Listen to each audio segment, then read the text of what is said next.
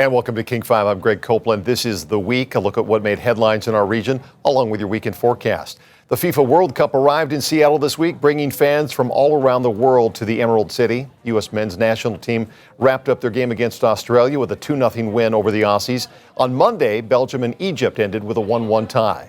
Team USA already secured a victory in its first match against Paraguay last Friday. Friday's win advances them to the round of 32, but there's still one more match in group play. That'll be next Thursday in Los Angeles against Turkey for seeding in the next round. A deep run in the tournament could bring the Americans back to the Emerald City. Looking ahead to next week, it's Bosnia versus Qatar. That's on June 24th, and Egypt will take on Iran June 26th to wrap up the group stage. Then comes the knockout rounds. Seattle will host one game in the round of 32 and another in the round of 16. Let's take a look back at what fans were up to before the game.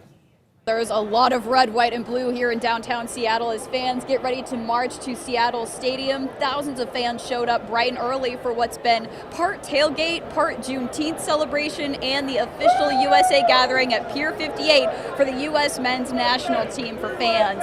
Throughout the morning, fans have enjoyed live music, food, and special guests, including former Seahawks star Marshawn Lynch, author John Green, and Sounders legend DeAndre Yedlin. And you can still hear the chants as everyone's walking and making their way down to the stadium. Obviously, this was a big moment for Seattle on this second match day here in Seattle at Seattle Stadium. A lot of fans showed up this morning, and it was just a great way to send off everybody heading to the stadium right in time for the match. It starts at noon. Reporting in Seattle, Savannah Welch, King 5 News. Neighborhoods near the stadium are turning World Cup matches into a showcase for culture and cuisine. King 5's Natalie Swaby shows us how some businesses are having a big moment thanks to the tournament. We are finally here. I think this whole neighborhood has been waiting for 2+ years.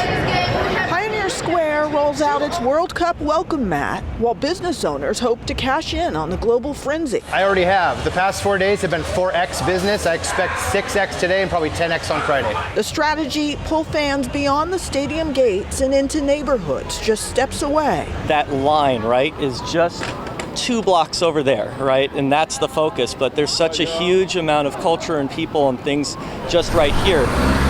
In Chinatown International District, the city transforms Hinghe Park into an outdoor watch party. We actually don't have any food trucks or food vendors at this event specifically because we wanted to kind of have people focus on the different kinds of options that they have here in this neighborhood. Our main food is our barbecue pork. We definitely prepared for more. We definitely stocked up on a lot more things, so we're not sure what to expect, but hopefully it's more business. Monday morning, lines stretched around the corner and fans poured in. It's busy, there's no place to park. It's a good thing. Good, but not the business boom some were planning on. We were expecting a little bit more. We were painted a really big picture of, room blocks, at hotels being taken up. Here, owners wanted to rent out their event space. That didn't happen, so they improvised. We've put our beer garden out back so that guests can enter in through the beer garden and come right into the art gallery. The crowds are showing up, and the energy is building. I'm seeing all sorts of flags and nations and countries represented. Just look around, there's so many people. It's huge, it's huge. As fans arrive in town, union workers at one of Seattle's busiest hotels are now on strike. Those employees say the Embassy Suites near Lumen Field was at full capacity ahead of Team USA's match. King 5's Jim Nelson has the story. Just a day before Seattle's most anticipated World Cup match, union workers at a busy hotel near the stadium walked off the job. We're at an impasse. We haven't made any progress. We feel like this is our only option. More than 100 Embassy Suites employees hit the picket line Thursday morning, weeks after their contract with Hilton expired. We're trying to hit them at the hardest time. We think there's a lot of pressure here. We think we have a lot of leverage, and we're ready to be here until we get the deal we need. If we don't get no contract. The union says the company offered lower raises than it did for employees of another Seattle area Hilton who went on strike last year. A housekeeper's cleaning 10 rooms a day. We're generating a lot of value for this company, and we feel like we're getting nothing out of it. They're also demanding better health care, and they want the hotel to notify them if ICE or federal agents are on property. Hilton says it remains committed to negotiating in good faith, adding they have contingency plans to ensure operations continue to run as smoothly as possible. So I've been talking to a few people who are staying at the hotel just as they've been passing by. They say they haven't really noticed a difference in terms of operations, but these workers have their doubts long term. Those of us who clean the rooms, those of us who cook breakfast, who serve, who maintain the facilities, check the guests in the front desk. Like, we've got people from every department out here standing with us. If they wanted people to take care of the guests, they should have taken care of us. Well, before we head to break, check this out. Sound Transit says the Link Light Rail saw its third highest ridership day ever on Monday for the first World Cup game in Seattle, with about 210,000 riders. To help handle the World Cup surge, Sound Transit has put more light rail trains into operation. When we come back, 2 teens are recovering after a confrontation with a bear on Mount Si, and King 5 meteorologist Adam Claybon shows us what to expect from the weather this weekend, right after this. Hey everyone, here we go into the weekend again. I am King 5 meteorologist Adam Claybon here with you on what's looking to be a pretty decent Saturday and Sunday for us, and it's going to just continue a theme that we've been seeing for so much of the latter half of the work week when conditions have been a bit more comfortable. We've seen those temperatures cool from the early week. Couple of days that were really hot. We do have some of those on the way for us too, but again, should be very nice, just like the U.S. men's national soccer team that took home the win against Australia on Friday. Hopefully they can keep those winning ways up here as we continue on throughout the World Cup. But let's get into the weather because we do have some heat that's on the way, but for the time being here, initially, a slight cool down for us heading into the day Saturday because this weaker disturbance that you see right here moving through parts of BC and into more of British Columbia or into Alberta, well, that will continue to find its way off to the east and finally on and out of here. Right behind that ridge of high pressure building across parts of the Gulf of Alaska, and you can see that extending all the way up northward just like that. That's going to hang with us here for a little while, and while that's happening, we'll get ready for a little more of that heat to be coming around for us, especially once we head on into those 2 days for Monday and Tuesday. And looking a little later on into June, early into July, this is the Climate Prediction Center's 8 to 14-day temperature outlook. And you can see that things are expected to be warmer than normal as we head on through those stretch of days here. And that orange color, even though it's not a deep orange or a deep red, still indicate that things are expected to be above normal. So we might start to see things getting closer to average, but still expect those temperatures to be above normal, which normally right now highs should be around the low to mid 70s. And you can see not only just mid and upper 70s, but even a lot more 80s showing up on this 7-day forecast and even some 90s. Monday and Tuesday looking like they're going to be the very warm, well, let's just call it hot days that we're going to have to deal with here as we head on into the early parts of next work week. Okay, here we are, checking in on radar again with high pressure coming in as we head on into more of the day for Sunday and Monday. We'll start to see things clear out just a bit more, but we do have a little more of that onshore push with this weaker disturbance that's moving its way off to the east right now. And as that finds its way off to the east, well, we are going to develop a little more of this onshore push for a little while, which is going to help with really developing more of that marine layer as we head on into the start of the day for Saturday. So let's put that into motion. You'll see that as we go throughout the weekend, we're going to see that marine push really comes in as we head on into more of Saturday morning. So here we are early into Saturday at 7 o'clock. You can see a good amount of clouds around the area. Should stick around for the entirety of the day, and gradually it will clear out as we head on into the afternoon. Clear skies by the mid and latter part of the day there, and then for more of Sunday evening and Sunday night, or really Sunday morning and Sunday afternoon first, some clouds around, but then Sunday evening and Sunday night, we get to see more of the same, which will be around for us as we head on into that stretch of time. And then we get ready to really pick up on the heat as we head on into Monday and Tuesday as temperatures do start to climb here across parts of western Washington.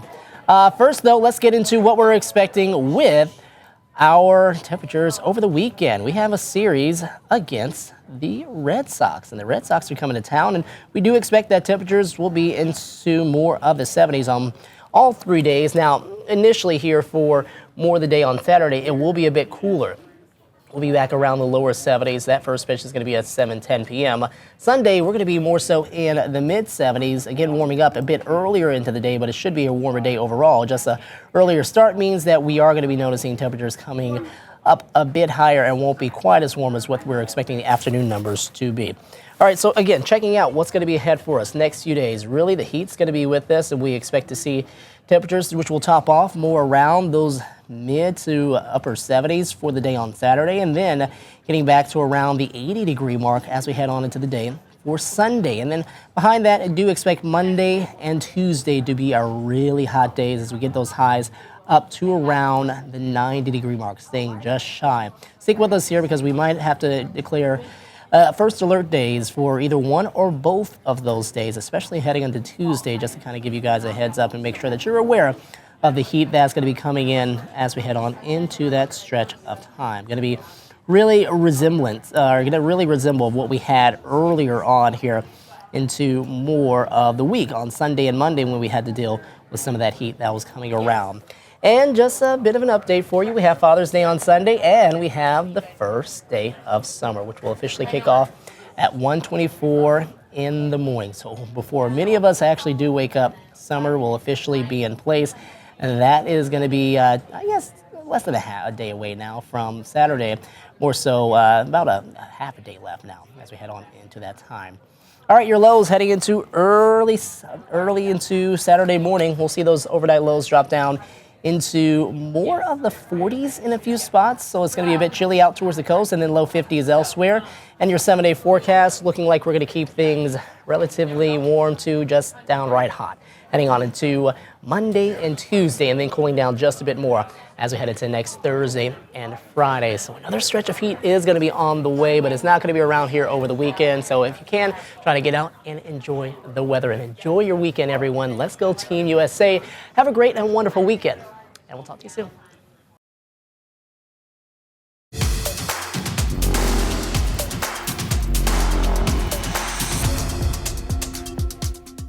And welcome back to the week. A military fighter jet crashed last weekend between Mount Rainier and Yakima. The pilot ejected and parachuted to safety. They were later treated for minor injuries. King 5's Jim Nelson has more details on that story. This is about as close as we've been able to get to the crash site on the other side of Rimrock Lake. From this vantage point, it looks like a relatively small plume of smoke, but there are concerns about wildfire spreading. You can see, obviously, a lot of trees, a lot of vegetation, and the concern had gotten to such a level that campers in the area were evacuated. Most of the official information about the crash itself is coming from Marine Corps Air Station Miramar in California. Again, it was around noon on Saturday when the FA-18 Hornet crashed. It is being called a, quote, mishap. This happened during what the military calls a routine training. Again, we're about 55 miles southeast of Seattle. We did get some images from the Natchez Fire Department, which appears to show what would be the rescue operation of getting the pilot, who again, safely ejected from that aircraft, was taken to a hospital to be checked out. We were sitting on our deck up at the lake, and we were listening and watching the jets fly overhead, and there were approximately 3 or 4 of them, and then they were just doing their maneuvers that they do kind of on a regular basis, and one just kind of went straight up. And the next thing we know, we didn't really hear a boom or anything, but we didn't really hear it come down. And next thing you know, we're looking out across the lake, and trees are on fire and things are on fire. Immediately after the crash, fire officials did what they could to protect some structures in the area, and they've also been attacking it from the air and presumably other means. The terrain obviously would be very difficult to get to, and then there's also the whole aspect of preserving the scene for the investigation and for the military to come in and evaluate the situation as well. In Yakima County, Jim Nelson, King 5 News. Well, 2 teens came across a bear and her cubs earlier this week when hiking on Mount Si. One boy was scratched, another suffered a minor injury while running away. King 5's Leah Pizzetti has the latest from North Bend. This trail closed sign is a first of its kind here at Mount Si. There has never been contact with a bear and a human at this popular trail. But after a bear attacked a teen on Tuesday and another group was closely followed shortly after, Fish and Wildlife made the decision to comb through surrounding woods, hoping to catch and kill the bear. The bear attack happened as a group of high schoolers hiked along a trail on Mount Si. That was terrifying. One teen escaped with scratches on his legs. Washington Department of Fish and Wildlife says about an hour later, a second group of hikers reported a bear following them for miles, at times getting within 10 feet, but never attacking. It is not very common, but bears can be curious. They're curious animals. It's not clear if it was the same bear. Officials closed the trail, and a team of biologists, wildlife conflict experts, and more made the decision to try to locate and euthanize the bear. The search was unsuccessful and on Wednesday morning called off. Stephanie Landry with WDFW says the choice to hunt and kill an animal is case by case. It's a lot easier to target a bear that is, for instance, getting into someone's garbage and is still hanging around the area, as opposed to being in their natural habitat and trying to find a specific individual. It's extremely difficult to be able to identify that one individual and know if it's the right one. Confrontations with bears are rare. There are an estimated 22,000 black bears in the entire state of Washington. But in the last 56 years, there have only been 20 human-bear encounters where a person got hurt and only one fatality back in 1974. Landry says the most important way to protect both yourself and the bear is to know what to do if you cross paths. Do not run. This will trigger their prey drive and can cause them to attack. A former Tukwila immigration attorney is now facing a class action lawsuit. The woman is accused of defrauding thousands of immigrants trying to gain legal status in the U.S. Attorneys claim clients were routed through an assembly line with staff who were not lawyers to apply for immigration pathways they did not qualify for, among other things. King 5 Sharon Yu has the story. This class action lawsuit filed here at the federal court accuses the attorney who marketed herself as the lawyer of miracles of mass processing potentially fraudulent immigration applications without the client's knowledge. The lawsuit accuses Tukwila-based Alexandra Lozano of operating a, quote, profit-driven enterprise that exploited immigrants' desperation for legal status. Attorneys claim Lozano's clients were routed through staff who were not lawyers to apply for immigration pathways they did not qualify for. They also say staff used offshore writing teams to write or embellish client stories and in some cases use clients' digital signatures without their knowledge on paperwork. Lozano resigned from the Bar Association last month in lieu of discipline after a civil lawsuit was filed against her for alleged malpractice.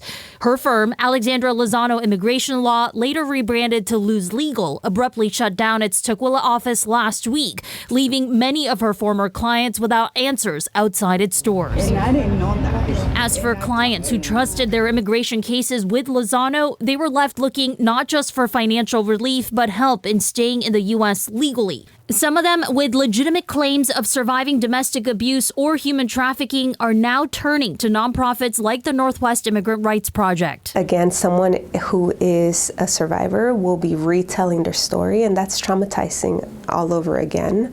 And then to hear on top of that all the hurdles that they've gone through in order to be able to afford private representation, that definitely is impactful for the person retelling their story, but also for advocates hearing the story and wanting to do. It will take a long time for a judge to decide whether they want to classify this as a class action lawsuit or not. If they do, clients do not need to do anything. They will be contacted if they're eligible for relief. In Seattle, Sharon Yu, King 5 News.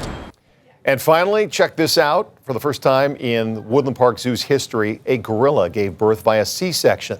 Seattle doctors recently assisted zoo veterinarians with that procedure. Now, mom, baby, doing just fine. King 5's Mimi Jung takes us behind the scenes of this extremely rare procedure.